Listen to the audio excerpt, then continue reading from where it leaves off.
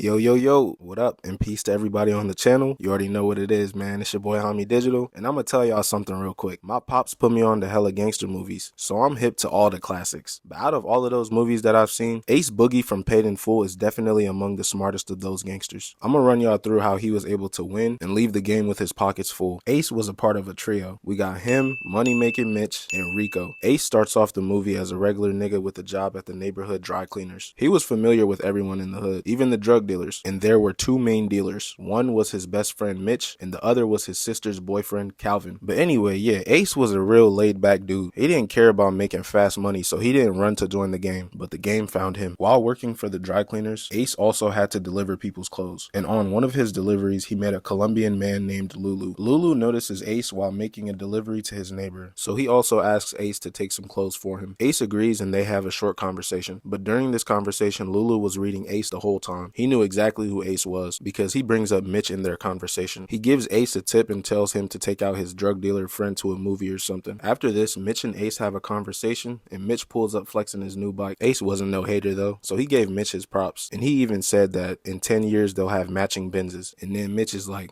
10 years? I think more like 10 days, man. 10 days.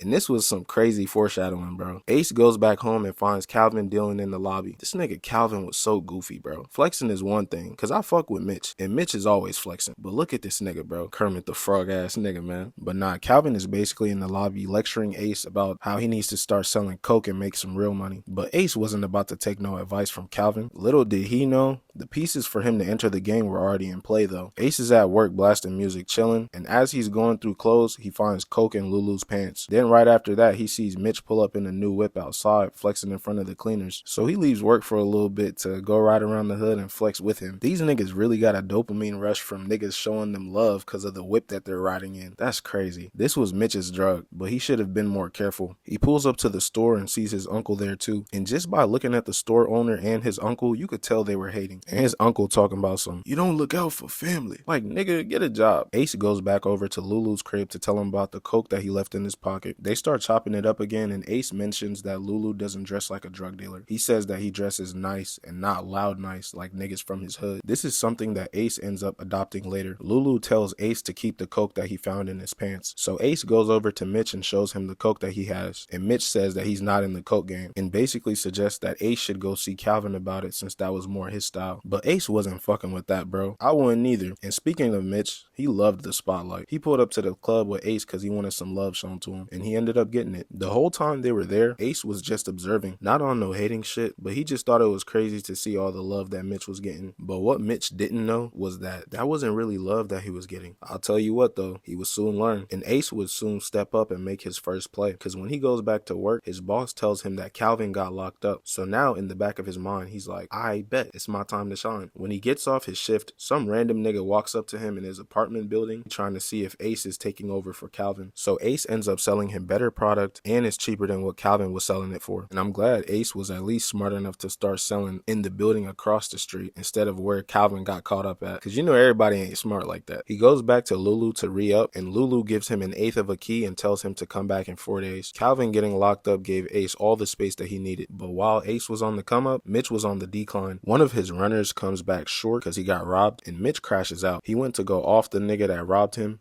and ends up getting time for it. This had Ace in the theater watching Scarface relating to Tony Montana since he was all alone in the game. The whole hood saw the movie, but I think him seeing Scarface actually helped his journey. He got to see how greed and power can corrupt your mind. He just wanted to eat for real. He never valued money over his own life. Then he ends up becoming a full-time hood nigga after quitting his job since his boss found coke under his desk. And to be honest with you, I don't even blame him for quitting. Unless it's a family business, a nigga can only work at the dry cleaners for so long. This was in the 80s too, so he was probably getting paid just enough to get by, if even that. And speaking of family business, Ace gets his mom's friend and a couple other people to help him move the weight. This becomes important later, but while Mitch is locked up, he makes a new friend. All the dudes in jail still knew what was going on in the streets, so even they knew Ace was at the top. Someone tries to get buck with Mitch over him using the phone too long, and this is where Rico comes into the story. He backs Mitch up because he wants to get put on when he gets out. So this might make you think, oh, Rico cool for real. Hell no, he was the ops. While Mitch was inside, Ace was not only getting his his pockets right, but also his family. He had a thing going on with Mitch's sister, and they had a kid on the way. So this gave him more of a reason to keep a clear head while he's in the game. He also had some good discernment, cause some cop-looking niggas pulled up on him acting suspicious, but he didn't really pay no mind to it. This would also be important for him later. He goes back to Lulu's apartment to re-up, but instead finds him dead laying on the ground. So he gathers up all of the product he can find, but what's crazy is he also finds diamonds there. Finding the diamonds would also be important for him later. He ends up taking the product and the diamonds to this Puerto Rican restaurant that Lulu took him to before. He did this to make sure business keeps running smoothly. At first they wanted to shoot this nigga, but they knew he was being truthful when he pulled out the diamonds. The thing is though, he didn't give them all the diamonds he found, and I think that was a good move. And in terms of the product, he really could have just kept it for himself and made 100% profit off of it, but if he did this and they found out, it definitely could have brought problems his way, especially since, again, Lulu brought him there before, so they could have thought that Ace killed him or something. After this, Ace is chilling on the block, and out of nowhere, this nigga Rico pulls up on his loud-ass bike trying to get put on, talking about some, Mitch, my man, we should do business, B. We should definitely do business, B. And Ace is just like, alright, yeah, whatever. But then Mitch actually gets out, and Ace gives him a spot in the business. He also gives him a car. I fucked with their relationship, man. Like, I wish we could have saw more some way, somehow. Mitch convinces Ace to give Rico a spot in the business, and he gives in. But off rip, this nigga Rico pulls up on Mitch talking about some, DC, we gotta expand, we gotta make that happen, B. Like, chill, bro, you just got here. Mitch tells Ace about it, but Ace ain't greedy. He has more than he could ever need, and on top of that, he's not trying to leave Harlem, so he just brushes the whole DC expansion thing off. The neighborhood does this little block party thing, and this is where Calvin comes back into play. He wants Ace to put him on, and Ace agrees to do it, as long as someone else is running the corner. Calvin agrees, but you could tell he was salty about it, and he was quick to start problems too, because he wanted to be on the front lines running shit. He starts complaining to Ace, and Rico steps in, calling this nigga Kermit the Frog and shit, man. What the fuck is this Kermit the Frog face ass nigga right here, B?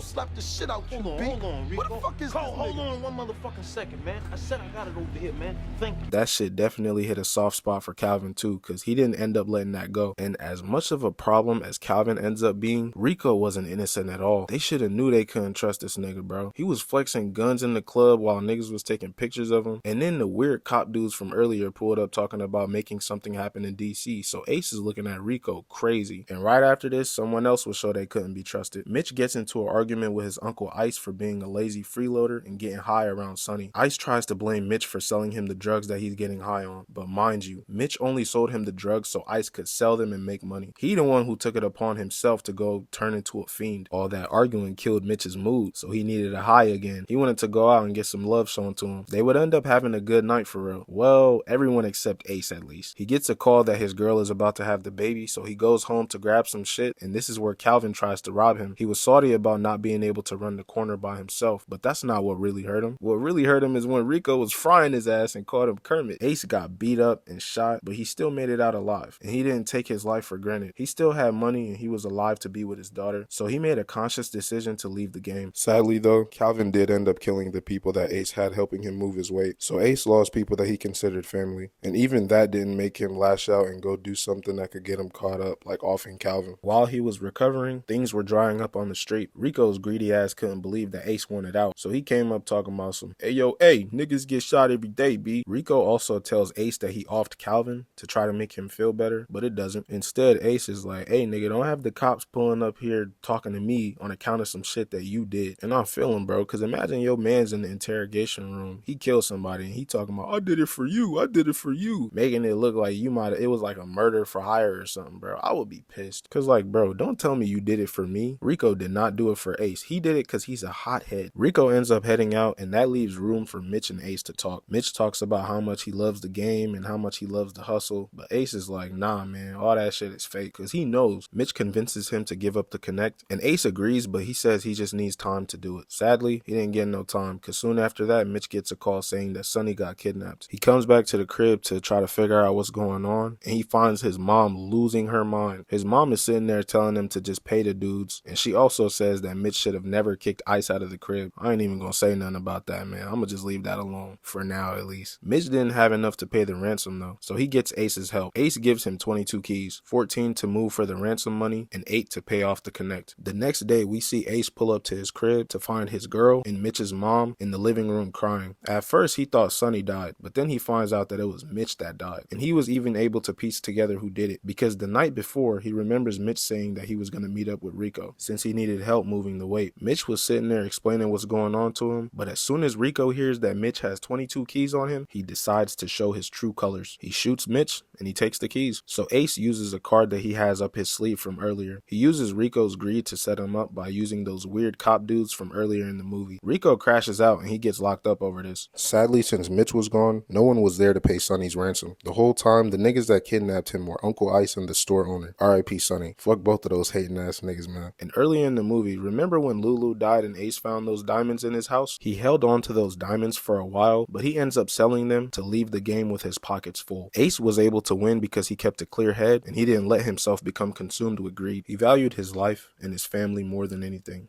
So he knew when it was time to stop. He also saw what the game did to those around him, and he knew that he didn't want that life for himself. Ace is probably one of the only movie drug dealers where you can't really feel bad for wanting him to win, because he don't do no evil, downright crazy shit. He just did what he had to do to feed himself and his family, and he knew where to draw the line. What's really crazy though is this whole movie is based off a true story. Go do your homework on AZ Faison, man. He's the real Ace Boogie. But how y'all feel about Paid in Full? I ain't gonna lie, this is one of my favorite movies, so I'm definitely excited to see what y'all gotta say in the comments. That being said, R.I.P. Rich Porter, aka Money Making Mitch. This was Hami Digital. Tune in next time. Peace.